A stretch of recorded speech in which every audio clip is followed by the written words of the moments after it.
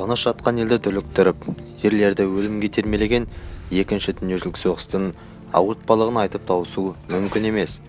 Қаншама халық баласынан, енді бірі асыраушысынан айырылып жалғыз қалғандары да болды. Қанша адам болса, сонша кісінің тағдыры болар анық.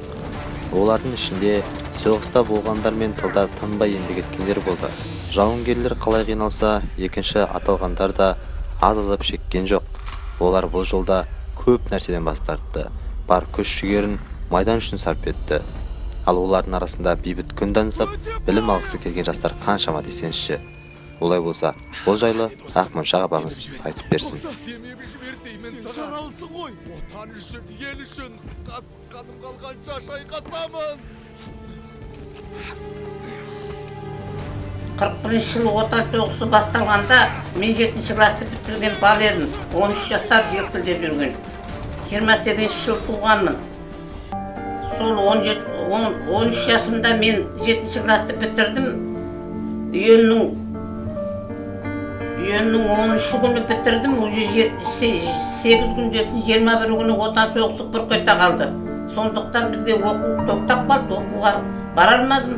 Аудан орталығы 120 км жердегі ауданға семья жағдайыма байланысты әкем соғысқа кетті, шешем колхоз жұмысында болып 5 баланың үлкені болдым. Bir семьяда кәрі әжем болды үйде, әкемнің шешесі. Сондықтан мен оқи алмай колхоз жұмысына түсіп кеттім. 1 жыл жұмыс істедім конторда. Сол 14 жасымнан бастап мен колхоз ауылдың басшылары оқуға зерек болғандығымнан мені конторға жұмысқа алды, қызметке. Кітапханадан бастап едім. Сол кітапханадағы 80 кітабын, мысалы, 5 күн сайын ауданға мәлімет беріп тұрдым. Әр күнге дейін ұмытқан жоқпын, мен жасым 90-ға жақындаса да. Ана романын Максим Горкийдің шығармасы. Ана романын, мысалы, например, Күләнда алып оқыды деп солай жазам. Құрыш қалай шынықты, Бадаевтың шығармасы. Бәрі менің көңілімде қазір сайрап тұр, білмеймін деп ұмытпайтынымды. Көңіл сарайынан мызғымастай болып, бекіп қалған естеліктердің сол кездегі ерекше ауыр жағдаймен байланысы бары сөзсіз еді. Тарихи дәуірдің тұтас бір кезеңін қамтитын соғыс жылдары Ақмоншақ әженің көрген-білгендері болған емес. 13-14 жасар бала болсында бір атты маған есік контордың алдына әкеп байлап қойды. Қой шығылып, қой шығарайын, қайыр деген атам болды. Өзімнің енді аруақтар кешірер атын атағанға. Сол кісі сол атты баптап күтіп, сол бүкіл контордың магазиннің баз қора не болды әлгі масылпыранның. Соның бәрінің күзетуші болған. Сол кісіге бір атты беріп, менің атымнан соны кешке таман өзі арқандап бағатта таңертең әкіп контордың алдына байлап қояды.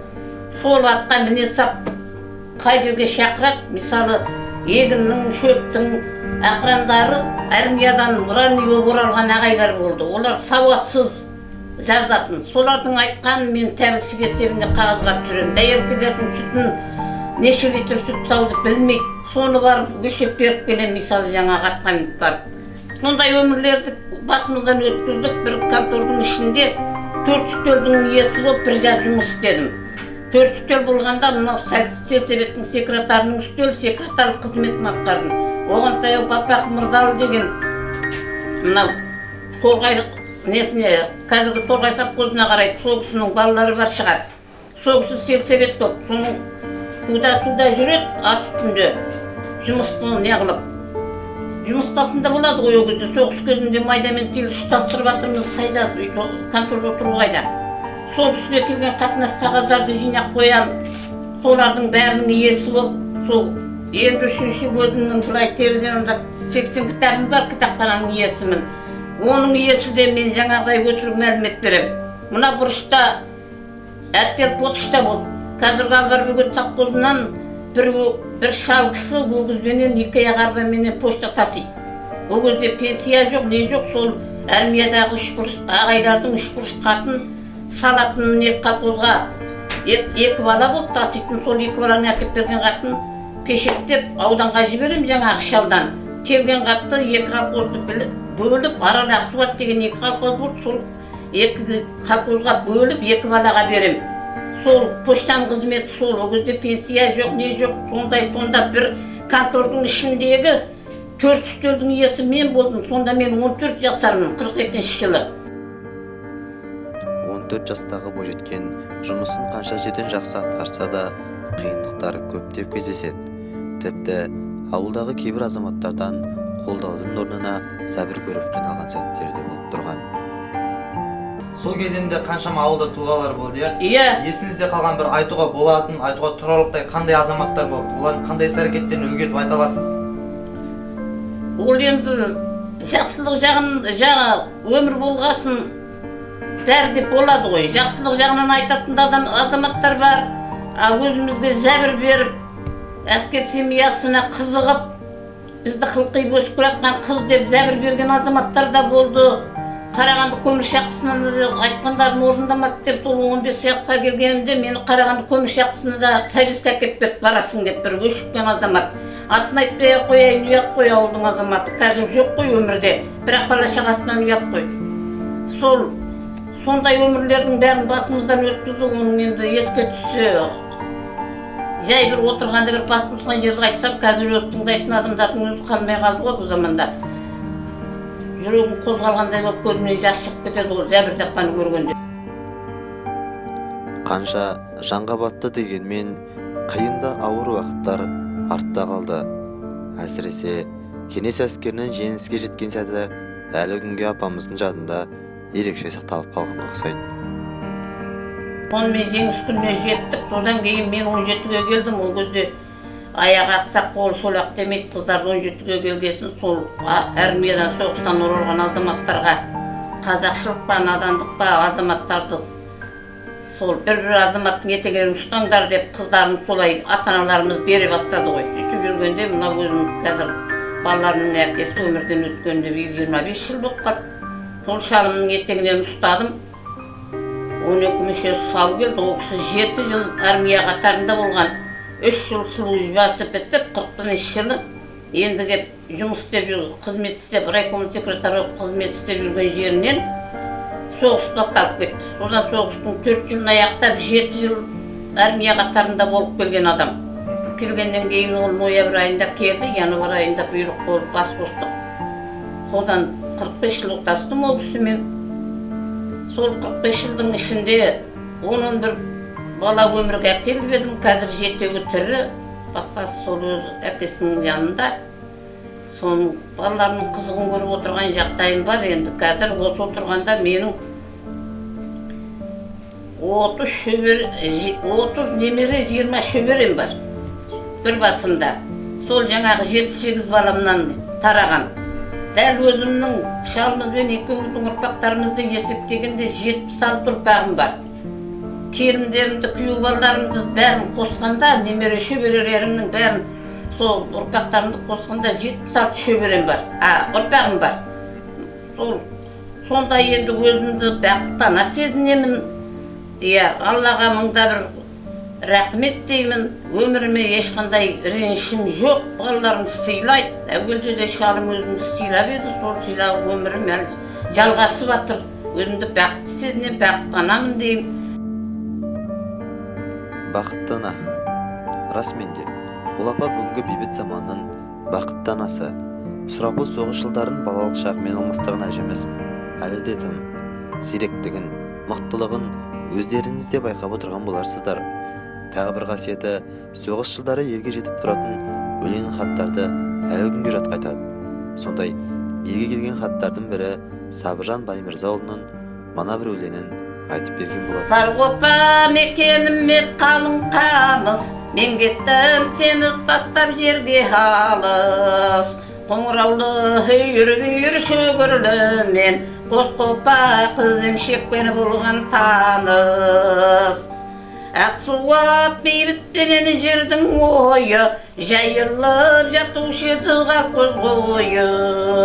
Кешкілі кейде шығып тұрсаң қарап, артықша көрінетін теке бойы.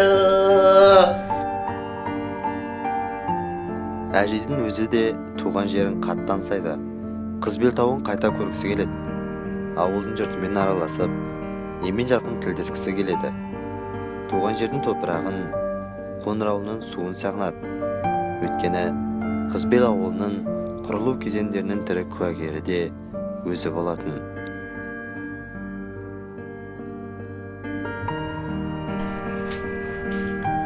Төлеуов Қали деген бірінші совхоз директор болып келді ғой. 60-шы жылы май айында совхоз құрылды. Сағат сельсоветі 4 колхозды біріктіріп, Сағат сельсоветі Қызбел совхоз болып аталды. Содан Қызбелдің орталығын қай жерден не қыламыз деп бәрі ақылдасып аралайды ғой, енді комиссия келді. Сонда менің шалым сол Қызбелдің орталығын менің шалым қаққызып бірінші рет Қызбелдің орталығын салғызған. Сол осы ара суы жақын шөп несі шабындықтың ортасы жазтылып тұтасқан кезде осы түгел жайып кетеді ғой, әппақ болып жан жақты. Сол айыбы жері сазды болады енді. Бұлай жаңбыр болса не болса сол көптеген адамдар ойнайтын ағасы дейін адамдар сол менің шалымды неғып жүретіндер, сенің салғызған жерің мынау аяғымызды алып жүре алмаймыз деп. Бірақ туған жер, ой, баттағынан да айналайын ғой. Туған жерді сағынам осы күні. Сол баттағынан жаратылдық қой туған жердің. Несін айтасың? Сол жерде өмірімізді өтті ғой. Ғапу Қайырбек шығарған өлеңі бар. Салқыны самал сарғупаның даласы, дертке шипа жұпар иіс ауасы. Шарбатынан желді қызымыз қалы жұтқанда, жадырамас қаядан зат баласы. Көкжиектен түнген көркем таулары, тау етегі өскен миуа баулары, шолпысындай сылдыраған арудың, шын биіктен құлап аққан сулары. Жаз айында қоңыраулатып ағатын, әр толқыны күйдің шегін қағатын, урап жатқан қоңыраулының өзені, жалғыз жұтса жүрсу соны қанатын. Қатын қазған қыз емшекпен шарабас, Рабастың найзатасы жалаңаш. Қаттынай. Сол батыр еді осы жайлаудың бәрін айтады. Иә. Сіз өзіңіз Ғафу Қайырбекті көрдіңіз бе? Иә, ойбай бірге оқыдым ғой мен. Бірге оқыдыңыз ба? Сол туралы да айта кетіңіз. Қандай адам еді? Бірге оқып, ол өзі соңынан жүгірген адамның біреуі. Ашық айтқанда балалар құлақтарын алтын сырған, күлдіріп отырайын. Оны мен үйінде семьясында шаруылтта мен шешесі көксау болды. Мен өзім қарамай кеткем, оны көздегі оқуға бармаған кез ғой Алматыға. Алматыға барудан бұрын Қызбелге мұғалім болған, келіп бастауыш мектепке сабақ болды. Сол кезде ғой. Сол жаман шығатын үйде отырып, бала көп үйінде. Кіл жалаңаш жүреді, киім киетін, киім жоқ ол кезде. Ғапу 2 жыл жүрді ғой соңынан қылмай. Сөйтіп жүрген әйтеуір Алматыға кетіп, оқуға кетті, мен оқуға барғам жоқ, сонымен кеттік қой жүрміз басы. Сізге арнап өлең шығармады ма? Өлең шығарған, бірақ айтпаймын оны. Әже, сізде бір өтініш болсын. Жәмила деген өлең шығарған. Бәрімдер біледі, Торғайда бар ғой өлеңдердің ішінде. Соны айтып берсеңіз өзі. Біздің бір алған қоржынымыз қалған не құнды дер осы болсын. Сүйгенім күйімне мініп өткен іске, жазылған пәнда көнеді өлгіске. Оңаша көңіл көрінмен ашалмай, көргенде үй болып тұрсың сен бір төске. Көргенде өрекпейді ішкен асын, дәрішіп айналғандай болады басын. Не пайда уақытты кетті өтіп, әйтпесе бір сен едің шын жолдасың. Әже, неге өлеңнің аты Жәмила? Неге өлеңнің аты Жәмила? Енді солай өзгертті білімсіздік, бұл кезде қазақшылық қой. Сол ішінде қосқан жері бар, Жәмила деп бірақ айтпай отырмын оны. Міне, көрдіңіз бе? Өткеннен естеліктерін, бұрынғының тұлғаларымен сәлде болсын байланысы бар ата-әжелердің әңгімелері де қызық көрінеді. Бұл кісі бізге Ғафу Қайырбеков жайлы ғана емес, сатирик Сейіт Кенже Ахметұлының өлімнен қалай аман қалғаны жайлы да әңгімелеп берді. Бұл туралы сәл кейінірек. Оған дейін Міржақып Дулатұлының туған ағасы Адай Асқаров туралы айтқан естелігін тыңдай отырыңыздар. Соғыстан оралмаған әуелгі Міржақып Дулат інісі ғой туған. Асқар Бадай деген болған, Асқар туған ағасы ғой Міржақыптың. Бір партада отырып оқыдық 7-ші класқа дейін, 4-ші кластан 7-ші класқа дейін, 4 жыл бірге оқыдық. Ел мен жер ау құлағың сал сөзіме, ойлағанда жас келеді көзіме, адам қылып жаратушы Құдай, жас жанымды тапсырамын өзіңе.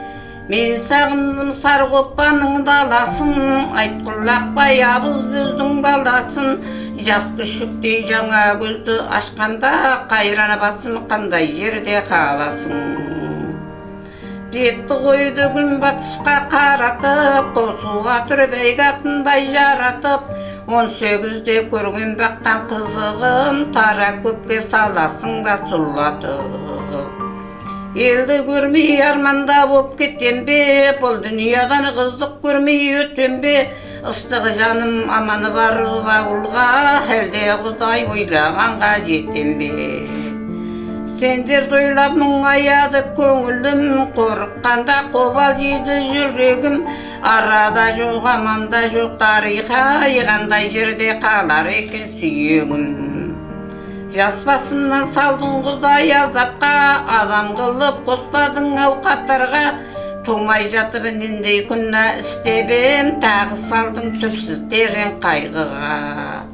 Алдымыз от артымыз шоқ байқасақ, бұйызылла туған елді ойласақ, көрері көрмесек талай туыстар, көңіл қалып алдағызды байқасақ. Ал туыстар құлағың салар маңға, қарсылық жоқ мағынасы жалғанға, өлімге де басың құшып бәғып ек, не көрсеттік бұл секілді аяллаға. Кәкім ағай құлағың сал сөзіме, ойлағанда жас келеді көзіме, адам қылып жаратушы Құдая, жас жанымды тапсырамын өзіңе. Көп сәлем бөпеліктей жеңгеміз, жаста болсақ талай бейнет көргенбіз, басқадан да өзгеше ғой бұл жұмыс, барлығы да Құдайысы көнеміз. Сөз аяғын қысқартайын ағайын, көңіл қалған ойды түгелі жазайын, бұл өлеңді кім десеңіз жазушы, кешегі жүрген қолдарыңдағы адайың. Алдында кетіп біратып жазған бір өлеңі бар, оны айтқан жоқпын, бұл кітапқа жазылыпты. Кімнің Қайсардың терең тамырында бар. Қатира айтты деп. Қатира қайтты ой кетір. Айта кеткенім артық бола қоймас. Бұл кісі өлең атаулыға құмар десе де болады. Оны оқып жүрген кітаптарынан да байқауға болады. Онысын бізге көрсетті де, жасыратыны жоқ. 90-дағы әженің кітап оқитынын алғаш көруі. Ғабит Мүсірептің 3-ші томы кітабы. Мынау әбілда тәржіме еттің кітабы. Өлеңдері ғой, иә? Иә. Әжеміздің қандай талғаммен кітап оқитындығын көріп отырсыздар өздеріңіз. Қолыңыздағы кітаптар. Міне Шәмші Қалдаяқовтың әңгімесі өмірбаяны. Еркінбай Әлімқұловтың жазған. Ән патшасы Шәмші Қалдаяқов. Мынау Көрпен Әмірбек сықақшы ғой. Иә, сатирик. Осыларды әкеп берді кешегі жолы. Қазір енді мен Әбілданыкін бітірдім. Анау Ғабитті оқып жатырмын. Осы мынау екеуі біткесін. Балама келеді ғой жаңағай. Кітабым бітті деймін, алып келеді тағы да бар. Әріптер ұсақ па әже, көзіңіз көре ме? Иә, сол көрмесем оқымаймын ғой. Қиын емес пе? Күніне неше бет оқисыз? А? Күніне неше бет оқисыз? Мен енді басқа іштен істеп атқан жоқ қазір, іштен істеп бәрім келмейді. Балаларым бар, құдайға шүкір. Ол бір кейде бір сағат оқимын, кейде жарты сағат оқимын, телевизор қараймын, сосын қисайып жатамын демалып. Көзімді алған кезде міне мынадай оқи беремін бәрін. Әбілда түнде сөйлеп жаттым ғой дейді міне. Учешіш, ертең газ үстінде өлең шығардым. Шын ба, әрине, есімде бар ма, оқыш, мен оқимын дейді. Осылай. Қара шаш ағарғанда қар түскендей, кеткелі ғайып болған бір түскенбей. Ашылды сыртандықтар бар көңілде, қартаймай жігіт өлең қайтып өлмей. Осылай оқи берем. Осы өлеңдерге ән қайдан тауып аласыз сіз? Енді өзім білмеймін, осылай айта берем. Сізге солай айтқан ұнай ма? Иә, енді мектептегі айтатын өлеңдер мені осы мынау немерелеріме бар ғой 4-ші классқа, осы 5-ші классқа барғанша мынау бастауыш мектептің есептерін нелерін өзім шығарып бере бергенде. Қазір енді қойдым ғой, қазір өзгеріп кетті. Ал енді өзім оқып жүргенде, сол 7-ші классқа дейін оқығанда алгебра деген Әбдіғали Қыпқытырғылар жылдығын тойлаған Әмір ағай бар ғой. Сол кісіде мен 4-5 жыл оқыдым. Алгебрадан берген сол кісі ғой. Онда осы енді жат қайта шығаратынымда. Сонда мен 12-13-тегі кезім ғой. Жаспын таза. Ол 42 бала бітіріп 7-ші класты. 42 баланың ең кішісі менің.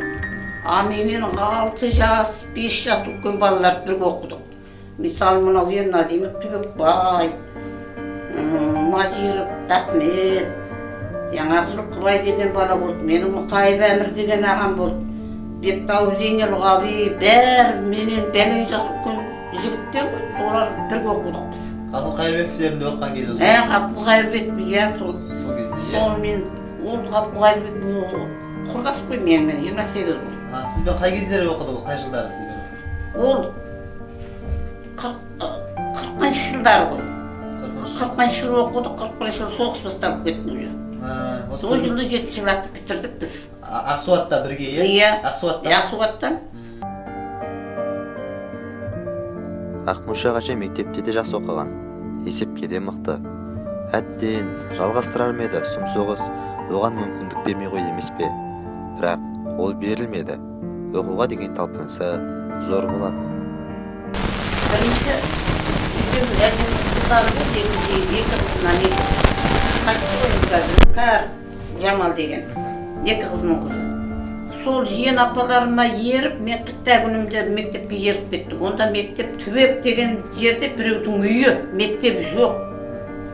Соларға еріп кетіп, мен оқимын деп. Содан 36-шы жылдар, 37-шы жылдар.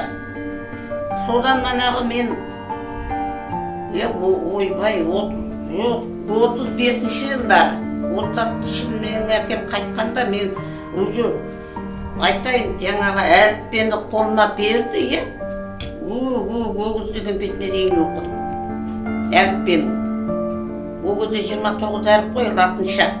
Мына орыс тіліне ауыспаған кез орыс әрпіне. Латынша оқыдым мен. Әлі дейін латынша әріп әкеп берсең, мен судыратып оқып берем әлі. Білемін латыншаны. Сол латыншамен өгіз деген бетіне дейін оқыдым да, енді келді маған ойбай.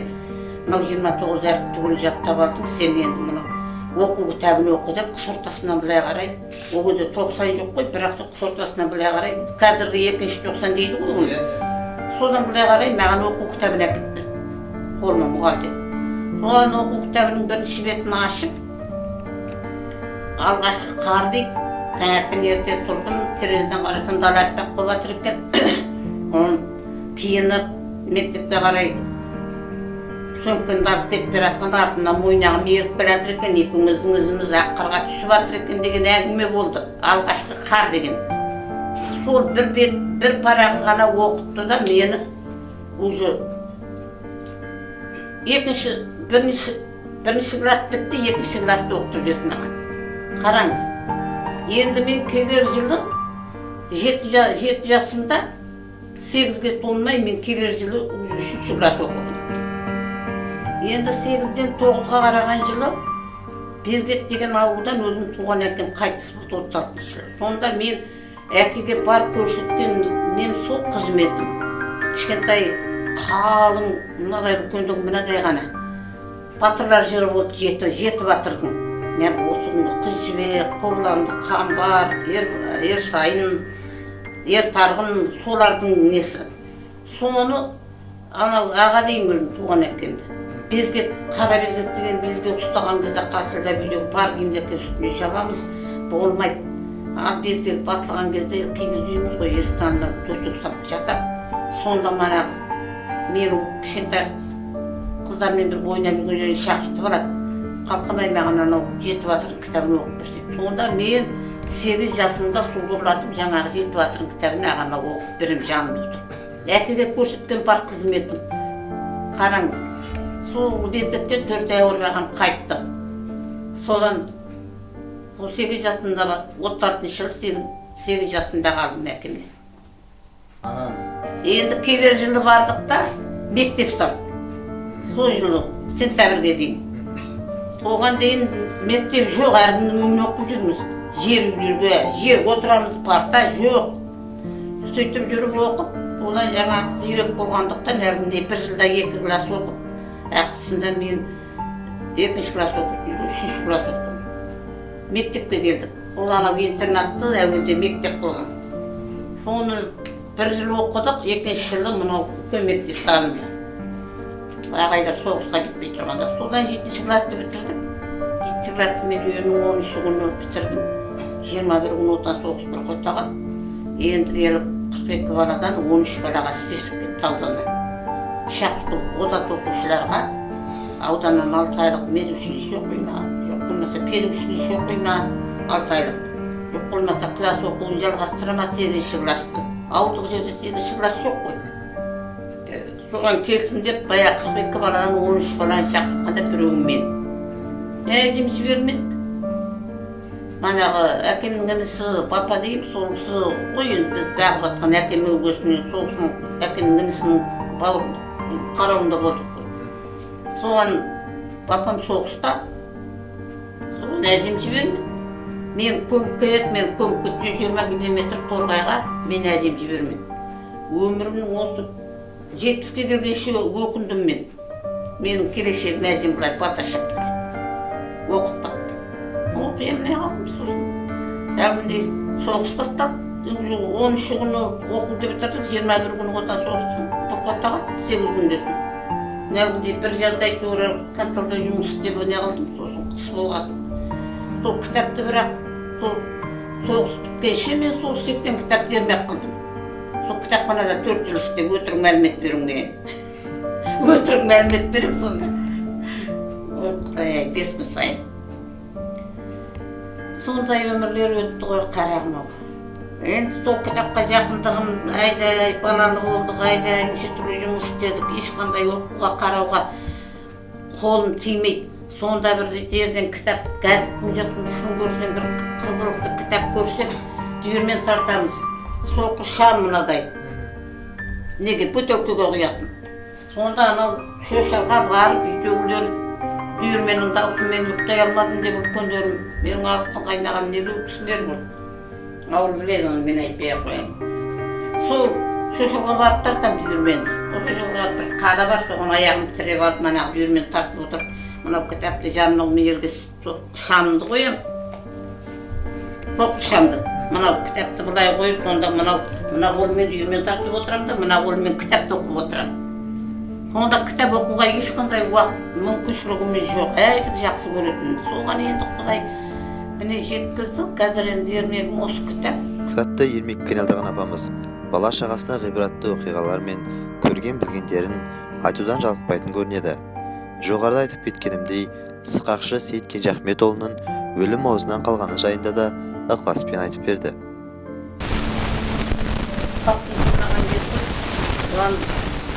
Жеке нелерге не салады әлгі. Нәлік салатын айдан едім. Сол сармайдың нәлігін шәрғыларға бір кері барға бірден елдері май бересің деген сондай заң болған ол екен. Сол шәрғылардың жинетін майдың нәтижесі. Мынау Сейітті кішкентай қара тышқандай бала бастамайды қайда бастады. Қой енді бар мынаны. Одан 18 ауылдың майын жинап бізде әкем орталықта қағидемен бар несі бар орталықта соған әкеп тапсырады. Біздің ауылға сағақ кетеледі.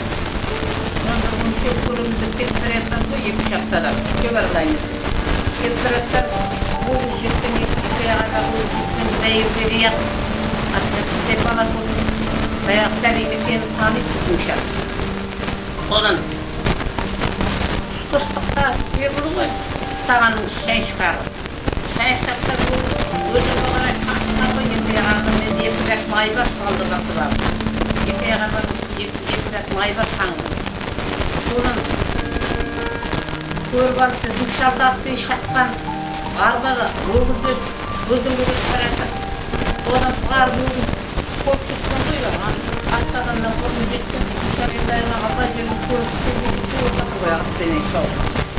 Содан суға түсіп кеткен манаған өгіздарға. 2 бәк май ауларды қатыр дейді. Арба дөңгелек 2 ағарбен не болды. Оған Сәлима жылап тұрдық, баласы құлдақ дейді, суға құлақ. Оны жер шауып біратқан арбадан жерге түсірілмаған шауып біратқан өгіздер. Содан барып біздің шал жетіп, шалбарымен суға түсіп кетіп барып, баланы алып шыққан ғой ең бірінші. Сосын барып, майны алып шыққан әйтеуір арбасын неғып көмектесіп. Ол мен бойынша боймен еттім арбасын Сәлима. Менің Айдадан алып қалды дейтін, Айдадан алып қалды ғой, бұл соның баласы деді, онда дейтінді. Сондай зәбір-тапқа жесір көп болушы дейді, жақтай жесір бар. Еғына сабап тұрағанда өбәйтір Осы бір естелігінен кейін әжемізге соңғы сұрағымызды қойдық. Ондағы мақсатымыз қарияның бүгінгі жастардың қалай қарай бет алып бара жатқанын айталар ма екен деген ой еді. Жасырмады, турасын айтты. Қазақтың балаларына көңіл толғанда кейде ойлайым, қандай ұрпақ өсіріп жатырмыз деп.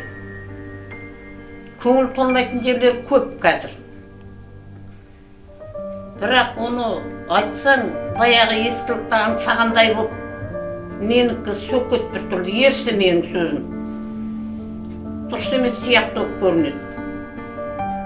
Қыз балалар ибалы болса, үлкендердің бетінен алынай тұрса, үлкенді сыйлап тұрса, шақылдамай не қылмай, соны жақ қалаймын. Ал ұл балаларда ащы суға үйір болмас екен. Ащы су деген аздырады ғой ол. Ата-бабамыздың асы емес қой ащы су. Бірақ әр нәрсе әр дәуір өз уақытында ғой. Бізден бұрын мысалы қазақ қалмақ болып соғысымен өмірлері өткен. Оның бер жағында бай мен кедей болып тағы жер дау болып жерге таласқан, бірін-бірі құртып жіберген, сойылменен жылқыларын, малдарын қуып алып, неше түрлі бірін-бірі азапқа салған бір қазақтың өзі, бір қазақ бір-бірімен атысып шабысқан. Олар дұрыс емес қой. Мына кітапта бәрін айтады мысалы. Сол дұрыс емес деймін. Ол да бірақ таландарына кездескен дәуір, таландарына кездескен заман. Енді Жамбыл атамыз айтқандай, қазақ болғалы көрдік талай қандарды. Қоқан билеп бір кезде өрістегі малдарды. Үстегі қан құтырып, бойжеткен жас қыздарды, қызбен қоса жандарды дейді ғой. Жамбыл. Сол Жамбыл айтқандай, әр дәуірдің өзінің, әр заманның өзінің несі бар ғой, ұйғарымды. Ал енді келіп, одан бері келіп, енді арғыны қояйық, 1903 жылдан арғыны қояйық, 17 жыл жарайды, Совет үкіметі орнады 1917 жылы. Совет Ленин бастады, Ленин өлгеннен кейін не болдық? Мамау 32 жыл аштық келді. Ол қалай болды ол аштық? Ол баяғы Сталин мен Горбачевтың істегені деп жатыр мысалы, Горбачев емес, Голощекиннің істеген аштығы қолдан жасаған қазақтарды қыру үшін деп жатыр. Ол онымен өтті. Енді 32 жылды өткізіп, енді колхоз жасамыз деп мал ұстап естерімізіне берген кезде халық жауы деп қандай азаматтар мынадай Сәкенің, Ілиясың, қаншама азаматтар тіл жетпейтін бәлем миллион қазақ оны атып оны құртты. Өзіміздің Байтұрсыновымыздың бір жақымыз бәрі соның құрбаны болып кетті. Қайта Байтұрсынбай Туралбысқа келіп қатты, басқалары жастай кетті қойды да. Ал енді ол да солардың талабына кездескен бір дәуір. Енді келіп, одан енді репрессия өтіп, енді есін жинаймыз деген кезде отан соғысы басталды. Соғыста қаншама миллион қазақ қырылды. Ол соғыстан кейін барып, енді халық енді есін жинап еді. Әйдай орыстарды еліктеп, қазағымыз орыс болып, ащы суға жүгірді. Ащы су еліктеп. Арақ, бісмілладан балаларымыз қылқиып өспей жатып, шылымменен арақты бір өнер көріп, соған жүгірді. Кейінгі жастардың таланы. Енді ол осы заманда қазір не деп айтайын? Жастардың көңілі ұнамайтыны көп. Bir саусақпен саңырлықтай бір есті басында миы бар балалар ғана болмаса, көпшілігі ата-ананың байлығына, ата-ананың сол не қылғанына мас, өздерінің ғана қалай жүріп қалай тұрғанына есеп бермейді. Өз-өзінің басына ие болса жастар, өзінің қалай жүріп тұрғанына өзінің басына ие болса, онда бәрі жақсы болар еді. Оны ойламайтындар көп қазір есуастар. Бәрі өзінен өзі келіп атындай, бірау басын сындырғылары келмейді. Даяра сақтық қасық. Ол қалай келіп атыр, есептеп ойламайтындар көп қазір. Ол жағына енді ырзамын деп айта алмаймын. Ұзаққа созылған әңгімемізді осы жерден аяқтауға тура келіп отыр. Ақмоншақ әжемізге риясыз сұхбаты үшін алғысымыз айтып аттандық. Ол кісі кетерінде тілегін жаудырып, ақ батасын берді. Болашағымыздың жастардың қолында екенін, сондықтан да олардың осал болмау керектігін баса айтты. Әр сөзін көкейге түйіп, өтінішін құп көрген біз әжеймен қимай қоштастық.